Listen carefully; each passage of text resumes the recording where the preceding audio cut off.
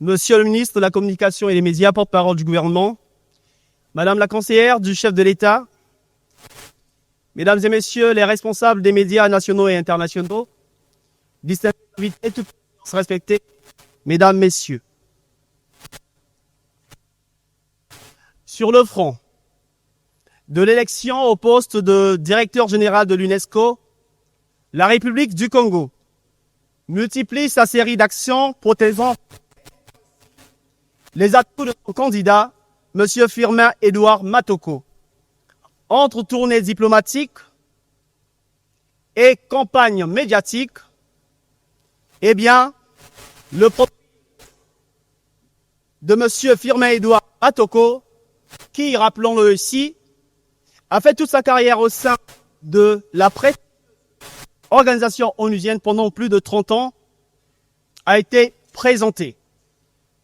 Les mérites de son personnage ont été vantés au point de susciter déjà l'adhésion de plusieurs personnalités et internationales.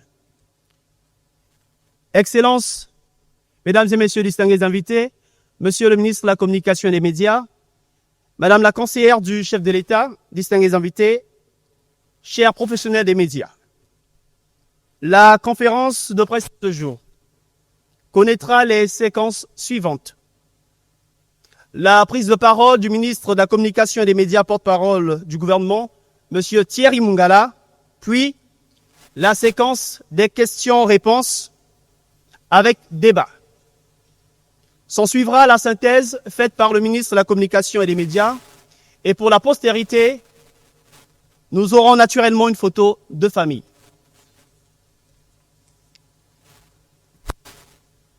Monsieur Thierry Mungala, vous êtes ministre de la Communication, porte-parole du gouvernement. Qu'il vous plaise très respectueusement de bien vouloir prendre la parole ce jour pour votre mot liminaire. Sous les applaudissements nourris, s'il vous plaît.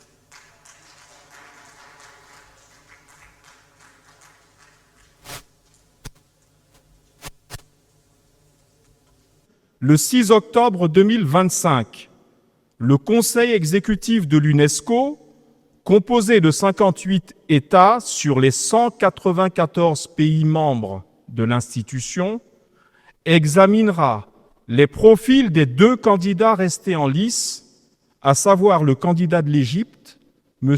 El Enani, et notre candidat, M. Matoko. C'est au terme de cette réunion du 6 octobre 2025 que les États concernés, au sein du Conseil exécutif, dont notre pays, membre du Conseil exécutif, choisiront celui des 2 candidats dont le nom sera soumis à la conférence générale de l'UNESCO, qui est en quelque sorte l'Assemblée générale de l'UNESCO, conférence générale qui regroupe l'ensemble des 194 pays membres. Le nouveau directeur général de l'UNESCO sera alors désigné lors de la 43e conférence générale qui se tiendra à Samarcande, en Ouzbékistan, du 30 octobre au 13 novembre 2025. Ainsi, le nouveau directeur général sera choisi le 6 novembre 2025 et succédera à Madame Audrey Azoulay, directrice générale sortante, et ce pour un mandat de 4 ans qui va courir jusqu'à l'année 2029. Les 2 candidatures restantes, toutes les 2 issues de l'Afrique, celle de nos frères égyptiens ou la nôtre, nous font dire que, quel que soit le vainqueur, c'est notre continent, l'Afrique, qui aura gagné.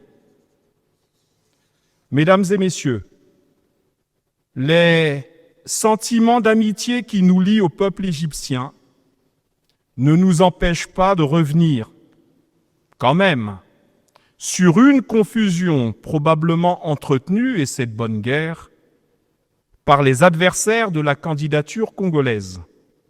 En effet, et je le précise ici de manière solennelle, l'Union africaine n'a jamais, au grand jamais, désigné un candidat pour la direction générale de l'UNESCO, et ce pour deux raisons principales. La première raison est qu'il n'existe aucun mécanisme de désignation de ce genre au sein de l'Union africaine. La seconde raison est que les candidatures à la direction générale de l'UNESCO sont individuelles et déposées librement par les États désireux de concourir. Ces dépôts de candidature se font dans le cadre de l'agenda fixé par l'organisation elle-même. Ici, dans le cas précis de cette élection, les candidatures étaient ouvertes du mois d'octobre 2024 au mois de mars 2025. Si la candidature de M. Matoko avait souffert de la moindre illégalité juridique, elle n'aurait, en toute logique, pas été retenue par le Conseil exécutif de l'UNESCO.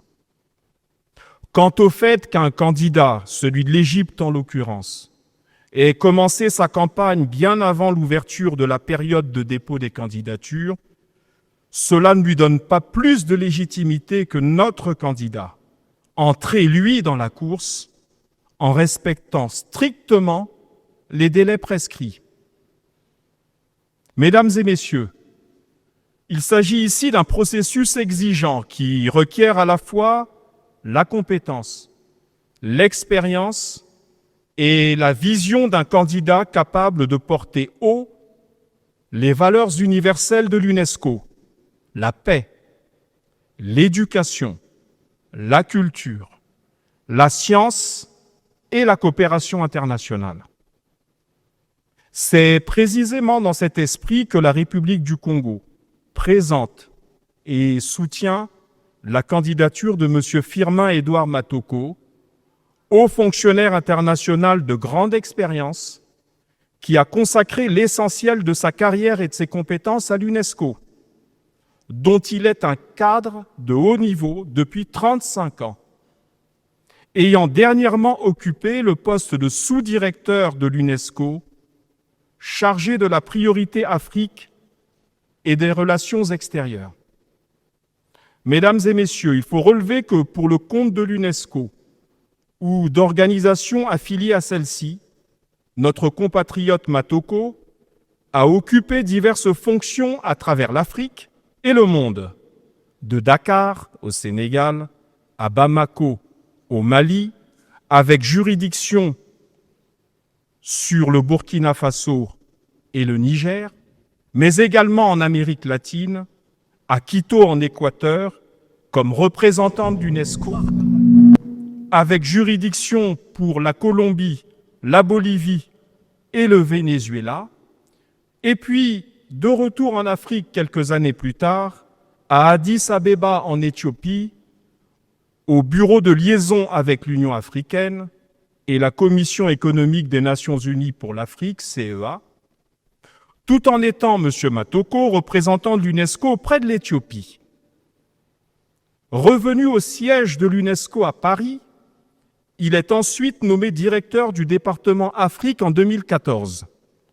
Puis enfin, et c'est sa dernière fonction à l'UNESCO à ce jour, nommé sous-directeur général chargé du département Afrique.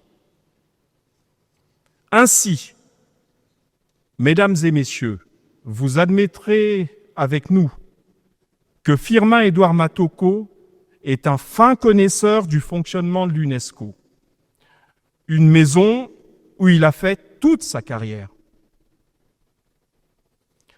Firmin Edouard Matoko porte notamment les valeurs de la diplomatie culturelle, de la coopération multilatérale, au service des peuples. Sa connaissance intime des mécanismes internes et du mode d'organisation de l'UNESCO, comme nous venons de le démontrer, sa capacité à rassembler, son engagement constant en faveur de l'Afrique et de la jeunesse font de lui un candidat de consensus, un candidat d'avenir. Cette riche carrière professionnelle mise au service de l'UNESCO, au service de l'Afrique et du monde, légitime et crédibilise largement la candidature de M. Matoko pour assumer la direction de l'organisation. Cette élection du directeur général de l'UNESCO se déroule dans un contexte international de fragmentation géopolitique où la légitimité et l'efficacité des institutions multilatérales comme l'UNESCO sont parfois remises en cause. Mais l'expérience acquise, les qualités d'écoute et le pragmatisme de notre candidat permettront à l'UNESCO de maintenir son cap dans cette tempête et même, soyons optimistes, d'assurer la rénovation de l'institution. Les autorités congolaises, en tête desquelles son Excellence M. Denis Sassou Nguesso, président de la République, chef de l'État, n'ont pas seulement fait le choix de soutenir un compatriote. Elles ont jeté leur dévolu sur un homme de dialogue, un serviteur des Nations Unies et un visionnaire soucieux de l'avenir de l'UNESCO. Nous avons la conviction que sa candidature s'inscrit dans le prolongement des idéaux de cette institution et qu'elle saura convaincre nos partenaires et amis au sein de la communauté internationale. En soutenant Firmin Edouard Matoko, le Congo soutient un homme de conviction, mais aussi et surtout un projet pour l'avenir de l'UNESCO. Une organisation plus forte, plus proche des peuples et plus audacieuse dans ses missions. Mesdames et messieurs, la tournée entreprise à travers le monde par le candidat, accompagnée des plus hautes autorités congolaises, à savoir le Premier ministre chef du gouvernement et plusieurs ministres, a permis de constater la chaleur avec laquelle les autorités des pays visités ont accueilli notre démarche.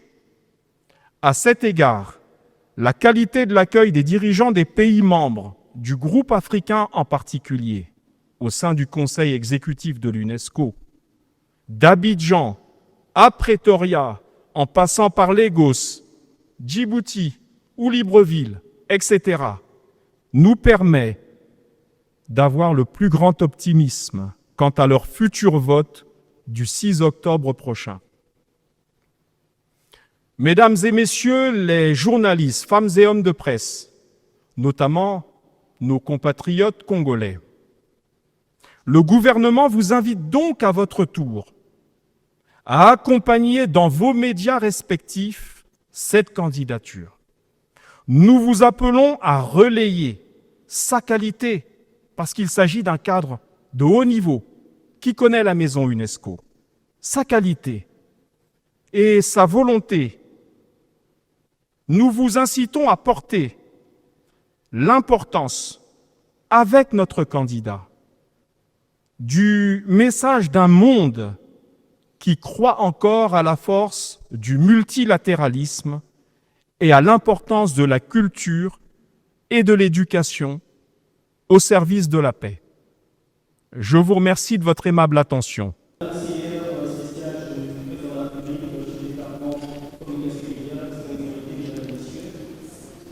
Le décor est monté, place à la séquence questions-réponses.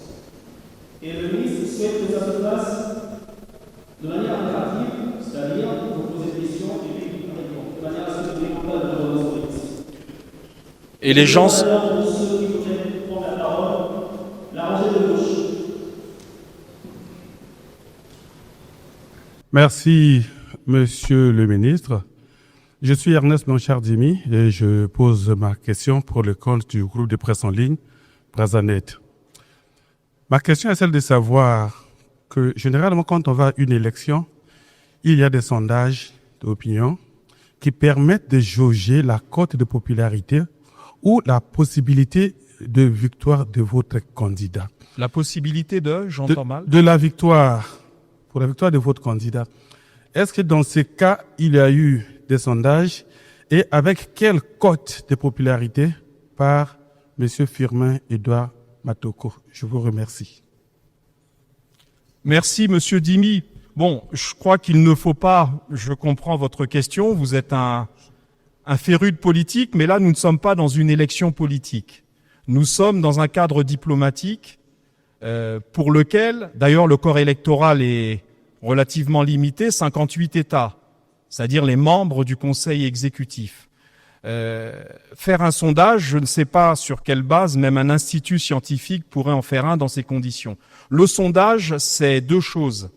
C'est la qualité de l'accueil des pays électeurs. Pour l'instant, nous nous fions au bon accueil, et qui est fait par notamment d'abord le groupe africain. Parce qu'il faut le rappeler, les 58 membres du corps électoral, c'est-à-dire les membres du Conseil exécutif, sont répartis par blocs continentaux. C'est-à-dire que vous avez l'Afrique, vous avez l'Europe, toute obédience occidentale comme orientale confondue, vous avez le Proche-Orient, Moyen-Orient, vous avez les Amériques, vous avez, etc., l'Australie. Le groupe africain représente 13 États sur les 58. Par exemple, je crois qu'il y a un peu plus de représentants du groupe africain que le groupe européen, pour vous donner un ordre d'idée. Donc, on ne peut pas dire que l'on puisse faire un sondage. Vous le savez, Monsieur Dimi, vous êtes un journaliste expérimenté en matière de diplomatie. Et justement, le mot diplomatie veut dire ce qu'il veut dire.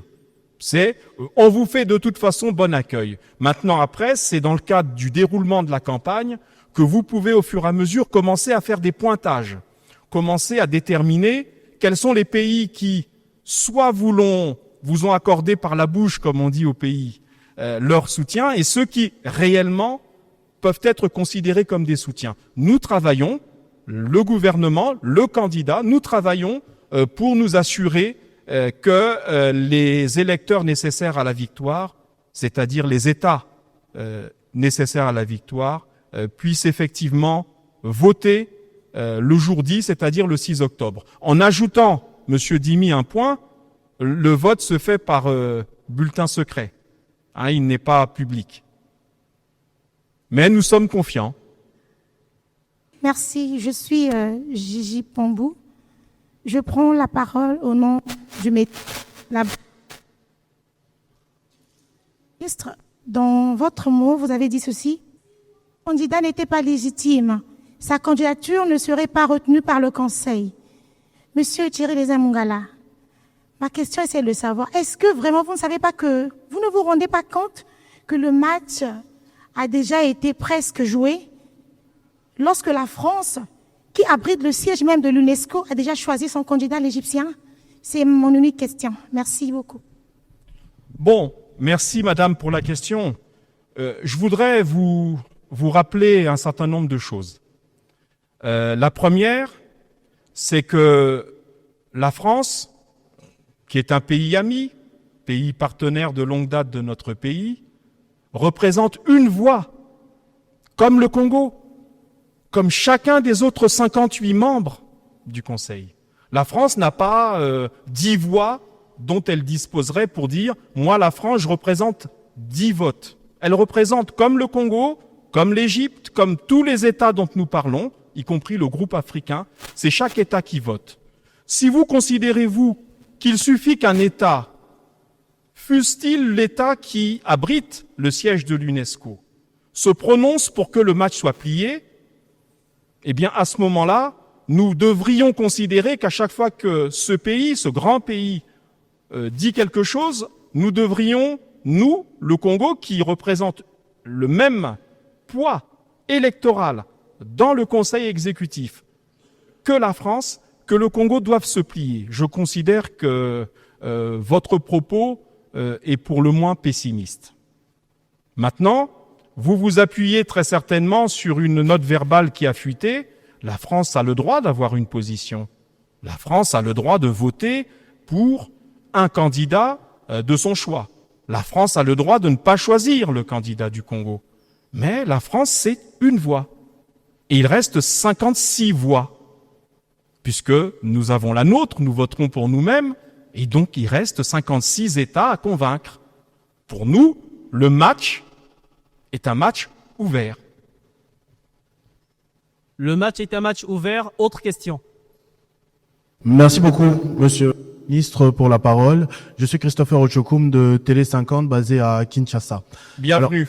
Oui, merci beaucoup. Ma question est de savoir, tout à l'heure, en présentant le candidat Firmin Edouard Matoko, vous avez dit qu'il serait celui du prolongement des valeurs de l'UNESCO. J'aimerais avoir votre réaction, vous qui défendez le candidat, par rapport à la position du président des États-Unis. Les États-Unis, c'est quand même 10% de contribution à l'UNESCO et qui devrait se retirer d'ici l'année prochaine, en décembre, justement par rapport aux valeurs de l'UNESCO, notamment le wokisme ou encore quelques déviations culturelles. Est-ce que on devrait s'attendre à quelques réformes de la part du candidat Firmin Edouard Matoko une fois élu, ou bien il continuera vraiment sur les valeurs de l'UNESCO et donc se séparer des États-Unis, quand même grand contributeur de l'organisation?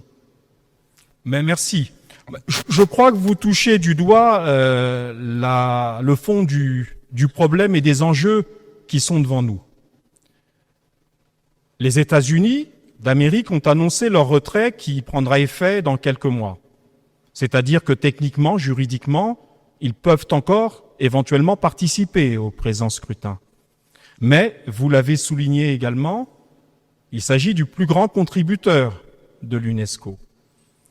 Quand vous avez deux candidats, aussi estimables soient-ils l'un que l'autre, l'un, ancien ministre dans son pays, ministre du tourisme et des antiquités, égyptologue de renom, mais qui n'a jamais travaillé une minute, une seconde pour l'UNESCO, et l'autre, un candidat maison qui connaît et les réalités du fonctionnement de l'UNESCO, qui en connaît les défis, les contraintes. À ce moment où nous évoquons la tempête que j'ai évoquée donc en introduction, vous lui avez donné un nom à cette tempête, c'est le retrait du plus grand contributeur notamment.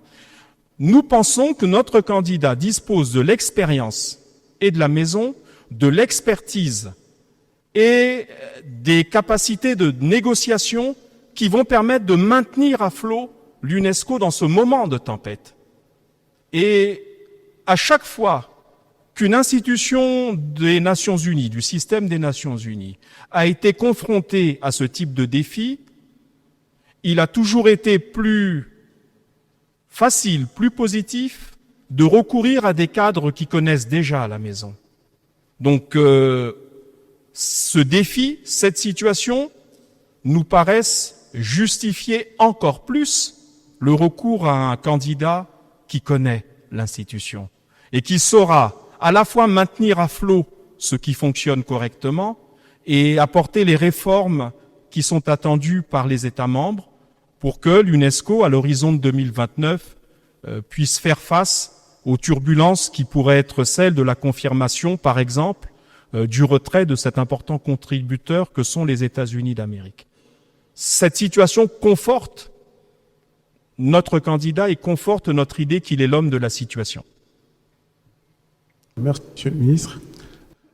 En ce moment, notre diplomatie en Amérique latine, conduite par le ministre d'État Pierre Mabiala, quelles sont les chances d'obtenir les voix de l'Amérique latine? Parce que avec le retrait de la mexicaine, comment on va porter notre voix au niveau de l'Amérique latine? D'autant plus que l'Égyptien avait commis la maladresse de se fâcher avec la candidate au préalable. Merci, Monsieur le ministre. Bon, vous avez peut-être des informations de coulisses que je ne reprendrai pas ici. Alors, d'abord sur l'Union africaine. Je l'ai dit dans le mot liminaire. Vous utilisez, vous les femmes et hommes de presse, un terme auquel vous donnez un contenu, et puis curieusement, quand on a l'application concrète de ce terme, eh bien, vous n'y êtes pas attentif. C'est le terme fake news. On dit, ah oui, c'est une fake news. Mais, mesdames et messieurs les journalistes, l'idée qu'il y aurait eu une décision des chefs d'État et de gouvernement de l'Union africaine. Parce que c'est à ce niveau-là que ça se joue. Ce n'est pas au niveau d'un fonctionnaire en bas dans la hiérarchie de l'Union africaine qui pourrait avoir adressé un courrier disant qu'à titre personnel et en tant que ceci dans l'Union africaine, il soutenait tel candidat. Ce n'est pas ça la décision ou une décision de l'Union africaine.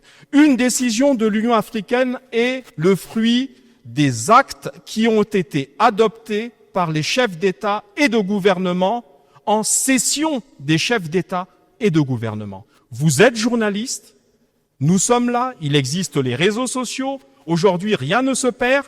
Trouvez-moi sur les 2 dernières années une résolution qui a été diffusée dans vos médias et dans les médias internationaux où l'Union africaine au niveau des chefs d'État, qui est le seul organe valable, le seul niveau politique valable pour considérer qu'il y a eu une décision de l'Union africaine à portée politique et une candidature auprès d'une institution du système des Nations Unies est une décision à portée politique, vous ne trouverez pas de résolution qui engage les chefs d'État et de gouvernement de l'Union africaine.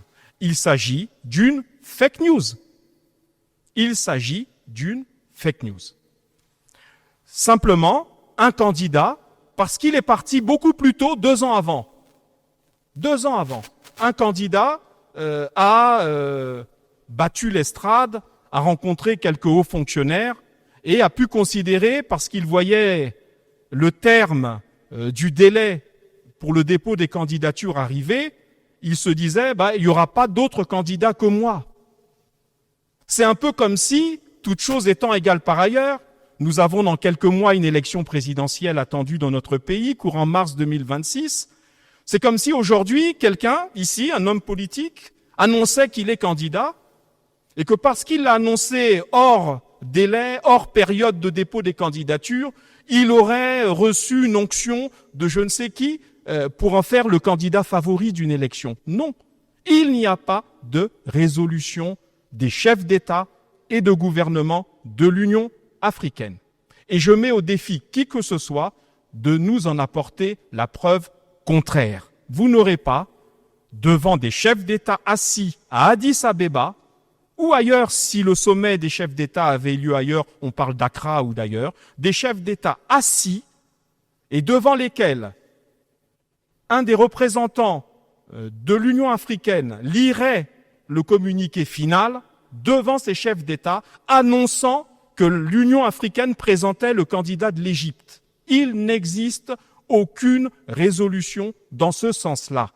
Vous êtes des journalistes, vérifiez. Parce qu'on en parle, mais c'est un peu comme ce serpent de mer qu'on ne voit jamais, mais tout le monde en parle. Il n'y a pas de résolution de l'Union africaine soutenant au niveau des chefs d'État et de gouvernement quelque candidat que ce soit. D'ailleurs, monsieur l'observateur, puisque vous vous êtes présenté comme tel, monsieur l'observateur, ça serait même un non-sens juridique. L'Union africaine n'est pas une organisation qui a vocation à avoir une influence juridique ou politique sur l'UNESCO. L'Union africaine est une des organisations régionales qui elle-même rend compte au système des Nations Unies et à l'Organisation des Nations Unies. À quel titre l'Union africaine pourrait-elle dire « voilà, nous pesons sur l'élection du directeur général de l'UNESCO ». Deuxièmement, et nous l'avons rappelé tout à l'heure, les candidatures de l'Union, de l'UNESCO, les candidatures de l'UNESCO sont des candidatures individuelles. Et s'il y avait eu le moindre problème, la moindre contrariété juridique, eh bien, la candidature de notre compatriote n'aurait pas été retenue. C'est tout simple. Elle n'aurait pas été retenue. On peut prendre le problème dans tous les sens que nous voulons. C'est une réalité incontournable. Je vous rappelle que la période de dépôt des candidatures qui est ouverte, c'est-à-dire, pour le cas précis, octobre 2024 jusqu'à mars 2025, avait pour objet, de la part de l'UNESCO, de vérifier ces éléments fondamentaux. si, pour une raison quelconque, les candidats pouvaient se voir opposer quelque obstacle que ce soit à leur candidature. C'est-à-dire que pendant 5 mois, l'UNESCO a recueilli les candidatures et a vérifié s'il y avait le moindre problème. Et dans le cas précis de notre candidat, il n'y en avait pas. Ce qui vous montre que cette espèce de fatwa, si je peux me permettre le mot, qui a été levée contre notre candidat, n'a pas d'objet. Vous avez évoqué la question de l'Amérique au sens large du terme, l'Amérique latine en particulier, et vous nous demandez si le retrait de la candidate mexicaine pouvait éventuellement avoir une influence sur le scrutin. Oui. D'abord, on est sûr d'une chose, il n'y aura qu'un seul tour. Il y a 2 candidats, celui qui arrive en tête aura gagné. Donc, il n'y aura pas plusieurs tours. Il n'y en a qu'un seul. Deuxième incidence de notre point de vue, le profil de la candidate mexicaine était similaire ou très approchant de notre candidat. Après une carrière au niveau d'une institution internationale qui s'appelle l'OCDE, cette candidate, qui est économiste de formation, a été recrutée au sein de l'UNESCO où elle dirigeait, elle était également sous-directrice, et elle dirigeait tout ce qui concerne le numérique et l'intelligence artificielle. Elle est donc, elle également, un cadre maison de l'UNESCO. Alors cherchons l'erreur. Sur les 3 candidats qui se sont prononcés, il y avait ce que moi j'appelle un parachuté, très bien, qui a toute la légitimité intellectuelle universitaire pour diriger l'institution, mais qui, parmi les 3 candidats, était le seul qui ne connaissait pas la maison.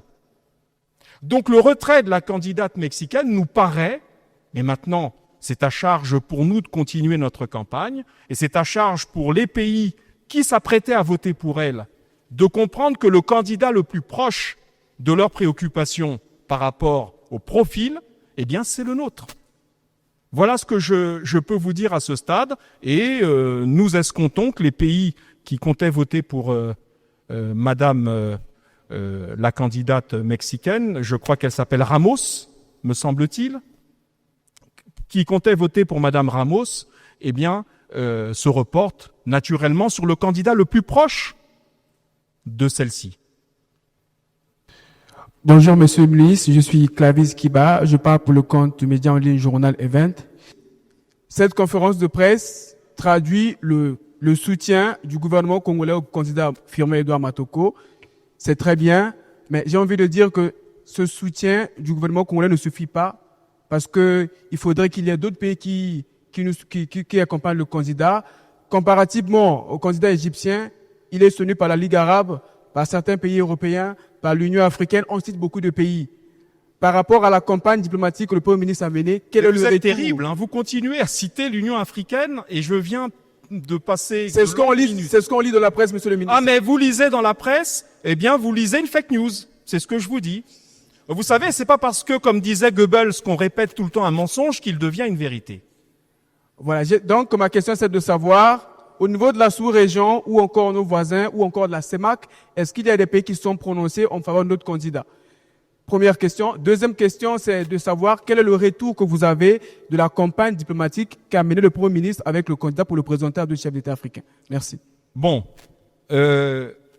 Je ne sais pas, je comprends pas très bien le concept que vous abordez, qui consiste à ce que les pays électeurs, les autres pays, c'est le corps électoral. Pourquoi voudriez-vous qu'ils aident le Congo à battre campagne? Il y a un candidat, ce candidat se déploie, le gouvernement congolais le soutient, et il mène sa campagne d'homme à homme en face du candidat égyptien. C'est comme si vous me disiez, quand je reviens toujours à nos élections à venir, que ce candidat paraît seul parce qu'aucun électeur ne bat campagne avec lui.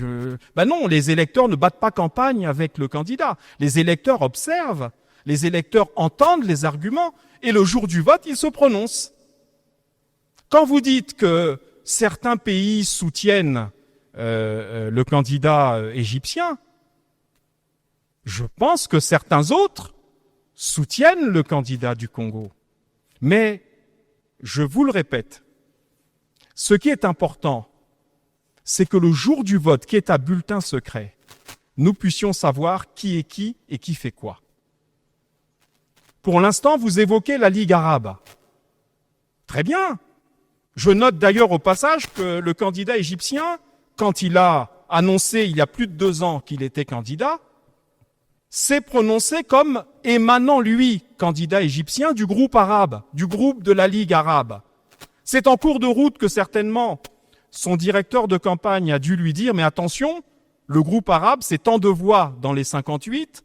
Si vous vous prononcez de manière trop ostensible, trop ostentatoire, comme étant le candidat du groupe arabe, vous risquez de perdre au passage, par exemple, les Africains. » Et à ce moment-là, on a des États comme ça, à travers le monde, qui, dans leur diplomatie, quand ça les arrange, se disent du groupe arabe, et quand ça les arrange, se disent du groupe africain. Nous sommes du groupe africain.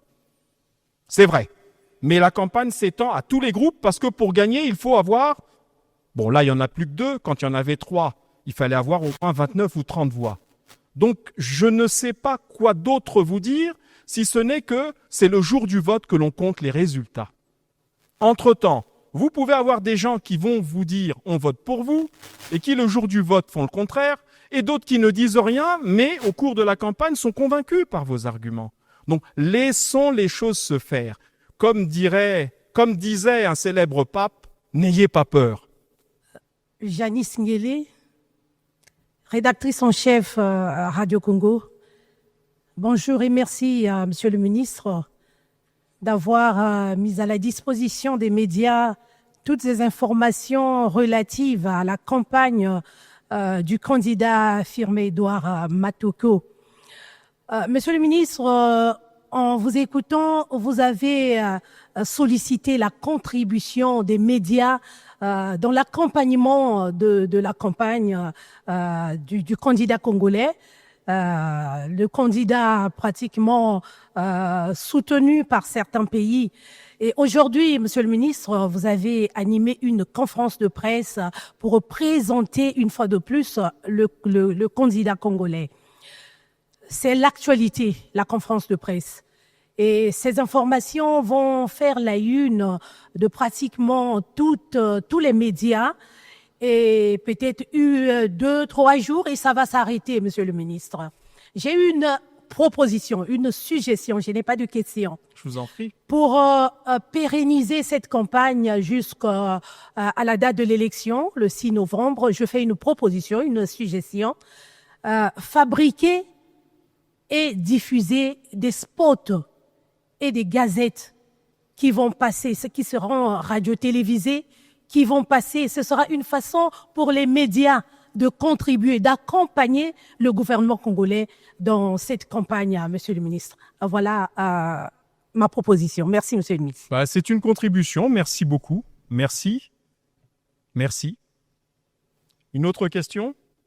Merci pour la parole accordée. Je suis M. Rech Moussa, j'interviens pour le compte de Télé Congo. Monsieur le ministre, vous avez vanté le riche parcours de M. Matoko, fort de plus de 30 années d'expérience à l'UNESCO. Ma question est de savoir, pensez-vous que ce long cheminement et cette expertise font de lui le candidat idéal pour remporter cette élection? Bon, il n'y a jamais de candidat idéal. Le candidat idéal, c'est celui qui gagne. Parce que les électeurs l'auront considéré comme le candidat idéal. Donc pour l'instant, on va dire que c'est un très bon candidat.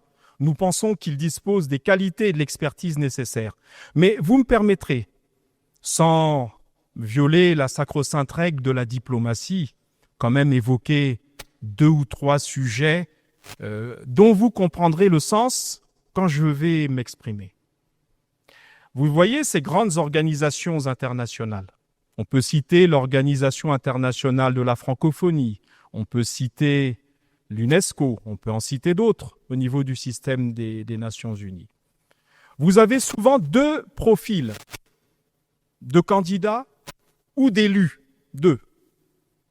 Soit vous avez quelqu'un qui représente clairement une expertise, c'est-à-dire qui connaît la maison, qui en connaît les enjeux, qui a une vision. C'est le cas de notre candidat aujourd'hui, M. Matoko. Soit vous avez, dans le cadre de la haute diplomatie internationale, une espèce de jeu diplomatique qui consiste parfois à trouver une fonction, un poste pour d'éminents hommes d'État ou femmes d'État, parce qu'on estime que pour des raisons politiques, diplomatiques, telle personnalité devrait occuper telle institution. Et à ce moment-là, nous nous apercevons régulièrement qu'en réalité, ce choix politique, c'est-à-dire de hausser à ce niveau-là une personnalité politique, nous pouvons regarder les 20 ou 25 dernières années pour ces institutions, ça n'a jamais donné de fruits suffisamment probants pour considérer que ces éminentes personnalités auraient insufflé une énergie nouvelle à ces institutions. Les règles diplomatiques m'empêchent de citer des noms, mais je crois que si on parle de l'OIF, si on parle de l'UNESCO, nous savons de quoi nous parlons. Nous savons de quoi nous parlons. C'est-à-dire des personnalités qui sont le fruit, un peu comme notre adversaire égyptien, de considérations purement politiques et qui obtiennent la fonction et qui, derrière, n'ont pas de bilan à la tête de l'institution. Chaque fois que cela s'est déroulé, eh bien, le résultat a toujours été le même. Deuxièmement, nous avons une expérience de ce type d'élection. Nous avons un grand écrivain congolais, aujourd'hui décédé, auquel on peut rendre hommage, le Premier ministre Henri Lopez, grand écrivain, grand défenseur de la francophonie, incarnant la culture francophone, qui a eu d'ailleurs des prix pour son œuvre littéraire, qui a été 2 fois candidat à l'OIF, pas à l'UNESCO, mais c'est juste pour illustrer mon propos. 2 fois. Vous pensez qu'Henri Lopez ne méritait pas, du fait de son profil, son expertise, sa culture, son talent, ne méritait pas de diriger cette institution? Et regardez au même moment si ceux qui ont eu la chance d'être élus ont imprimé leur marque à l'organisation. Je ne crois pas. Ne faisons pas ici, et c'est l'appel du gouvernement du Congo, ne faisons pas ici la même erreur et le même type de choix purement politique. Purement politique, qui consiste à dire, pour des raisons étrangères à la vitalité de l'UNESCO, on choisira ou choisirait un candidat qui viendrait comme une sorte de cheveu sur la soupe, alors que nous avons sous la main, nous avons disponible un cadre capable d'insuffler une nouvelle énergie. Voilà. Je crois avoir répondu à votre question. Bonjour, Monsieur le Ministre. Jean-Marie Kassamba de Télé 50 et président de l'Union de la presse de Congo-Kinshasa. Nous avons fait le déplacement de Brazzaville parce que ces sujets concernent aussi l'Afrique. Le Congo a toujours eu l'ambition de diriger les organisations internationales. Vous venez de faire référence à l'écrivain Henri Lopez, qui a tenté à 2 reprises de diriger l'OIF. Ça n'a pas été le cas. Aujourd'hui, vous voulez tenter avec Matoko. Quelles sont les stratégies que vous allez développer pour réunir les soutiens africains ou tout court de l'UNESCO pour que cette fois-ci le Congo gagne? Deuxièmement, le poids de la France dans le choix, notamment du secrétaire général de l'UNESCO, est prépondérant. Est-ce que vous avez eu des assurances du président français que cette fois-ci, ça ne sera pas le cas comme ça a été avec Chirac et Henri Lopez? Merci. Bon, cher Jean-Marie Kassamba, vous avez éventré le boa, comme je dis souvent. Vous l'avez fait.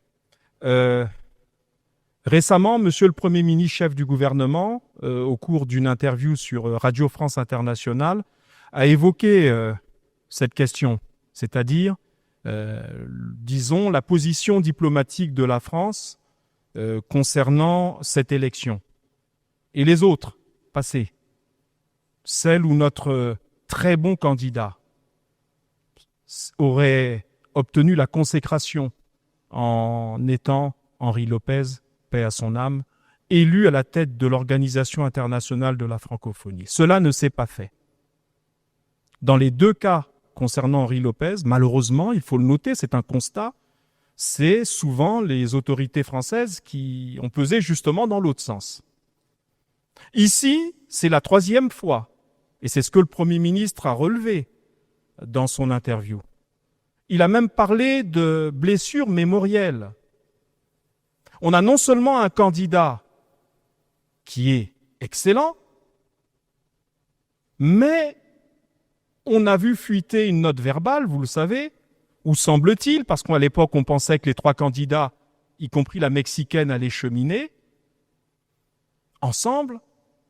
Cette note verbale, document confidentiel en principe, c'est ça une note verbale, c'est deux États qui correspondent par la voie diplomatique, c'est pas destiné à être mis dans le public et à être mis sur les réseaux sociaux, où il disait qu'à tous les tours de scrutin, il soutiendrait le candidat égyptien. Et le Premier ministre l'a dit sur Radio France Internationale, nous avons trouvé particulièrement exceptionnel, pour ne pas dire pire, qu'un État dise, quelle que soit la façon dont le scrutin va se passer, on ne votera pas pour quelqu'un d'autre que celui-là.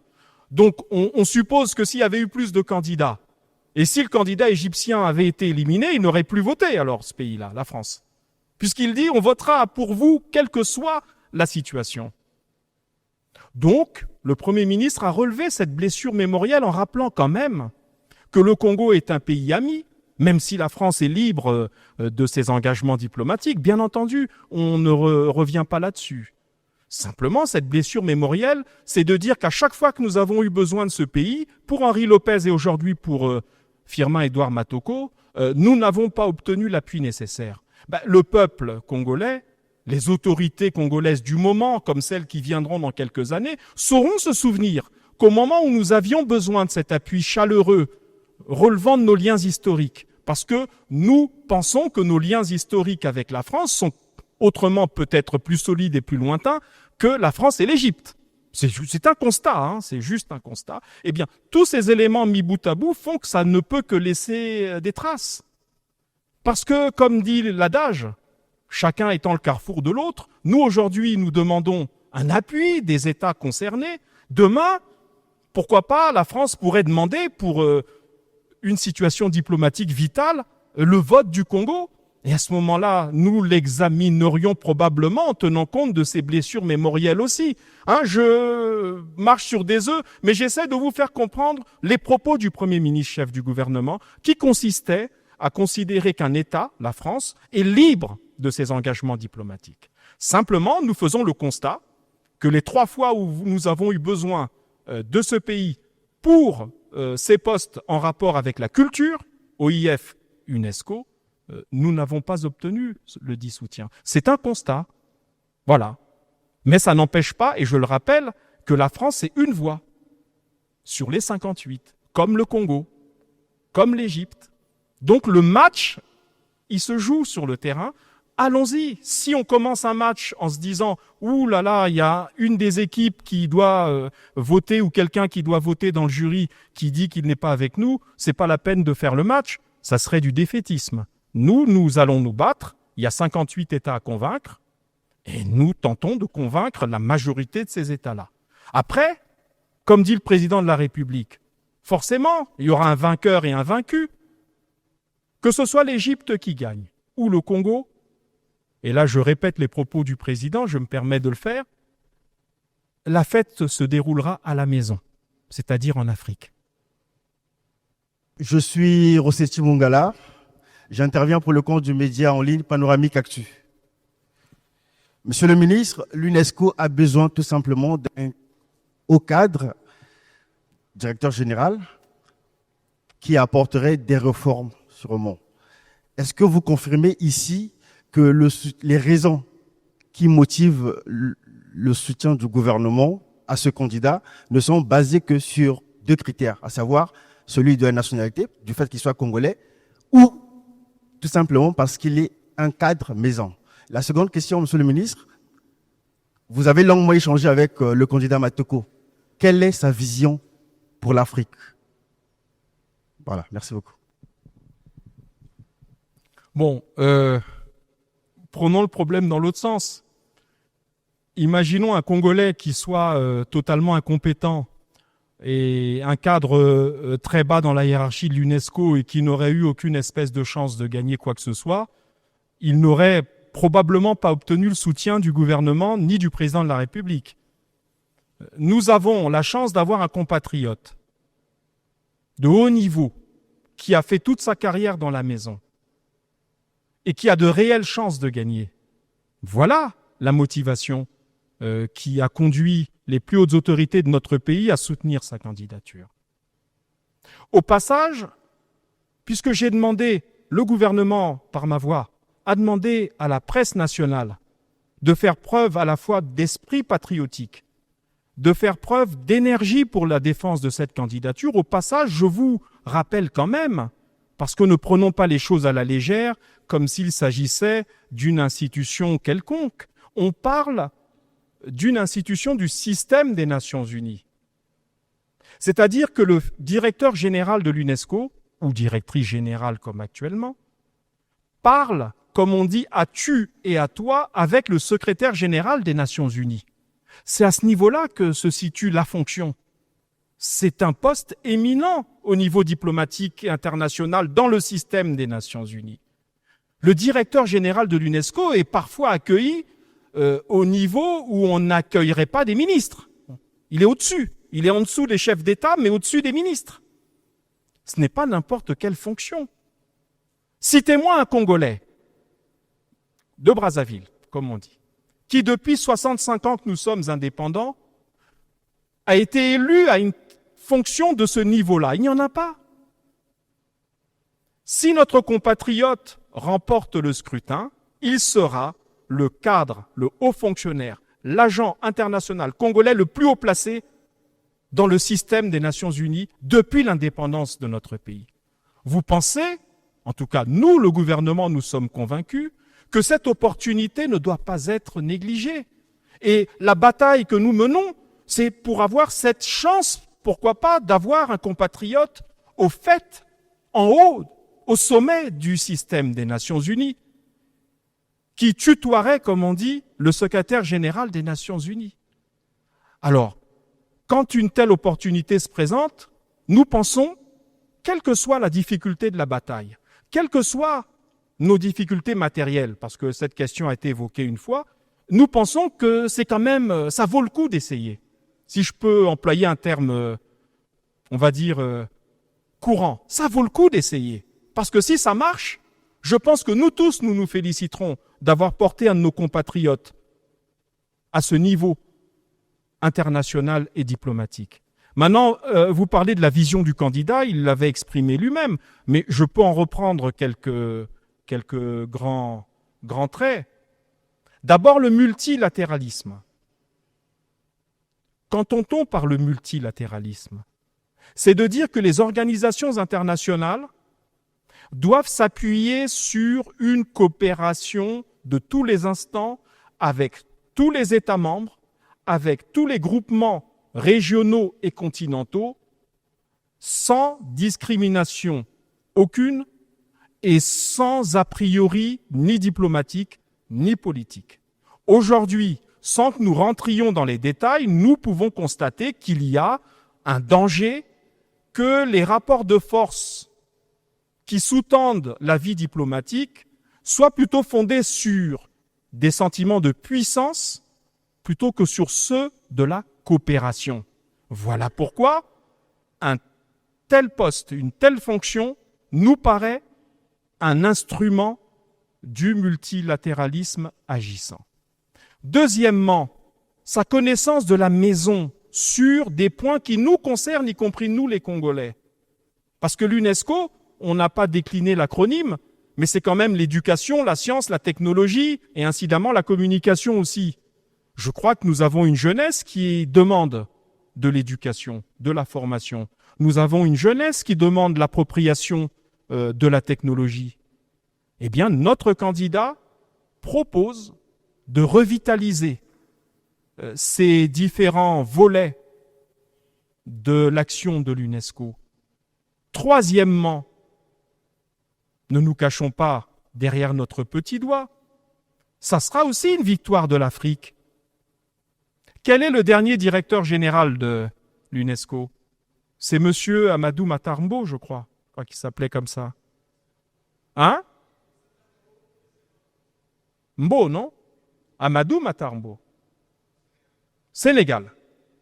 Qui a été, pour nous, Africains, y compris nous qui étions en culotte courte, le jour de son élection jusqu'au terme de son mandat, un sujet de fierté pour l'Afrique. Alors pourquoi pas? Et quand je parle de l'Afrique, je parle surtout, là en l'occurrence, de l'Afrique subsaharienne. Je crois que toutes ces raisons valent la peine qu'un effort soit fait, malgré les difficultés du temps, malgré le caractère un peu rugueux de la campagne, parce que certains ne jouent pas toujours le jeu, diffusent des fake news, certains médias qui ne sont pas concernés parce qu'ils n'ont pas de candidats là-bas, qui se mettent à diffuser des fake news, se mettent à reprendre des arguments qui parfois tournent à l'absurde.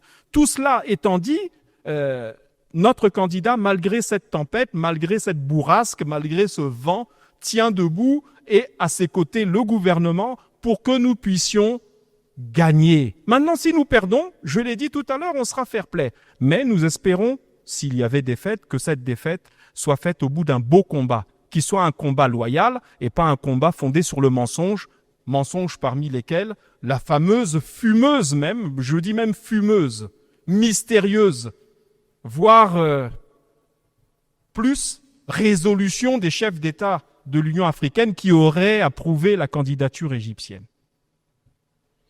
Merci, Monsieur le ministre, de m'avoir accordé cette parole. J'interviens pour le compte du journal, disons du quotidien béninois Matin Libre. D'accord. Oui, je suis la représentante, Justine Lebongui. Très bien. Merci. Avant tout, Monsieur le ministre, j'aimerais apprécier votre fair play lorsque vous avez dit dans votre mot liminaire que le Congo gagne ou que l'Égypte gagne, c'est l'Afrique. Je vous remercie pour cela. Mais ma question est la suivante. Si le candidat Edouard Matoko aujourd'hui ne gagne pas, il est candidat maison, oui, nous l'apprécions et nous lisons depuis un moment que la campagne est en train de se dérouler. S'il ne gagnait pas, qu'est-ce qui est prévu pour valoriser le parcours du candidat du Congo? Première question. Deuxième question. Le soutien du gouvernement à cette candidature peut-il susciter des interrogations sur les priorités nationales dans un contexte marqué par de nombreux défis internes, éducation numérique? Comment vous y répondez? Merci. Merci pour vos questions.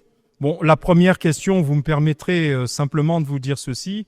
Si le candidat perd, d'abord, c'est un haut fonctionnaire international qui dispose très certainement d'une pension de retraite ou en tout cas d'éléments qui lui permettent puisqu'il a accumulé à l'international suffisamment certainement de cotisations pour la retraite, et il a, quoi qu'il arrive, il n'est pas à la rue, quoi, pour résumer.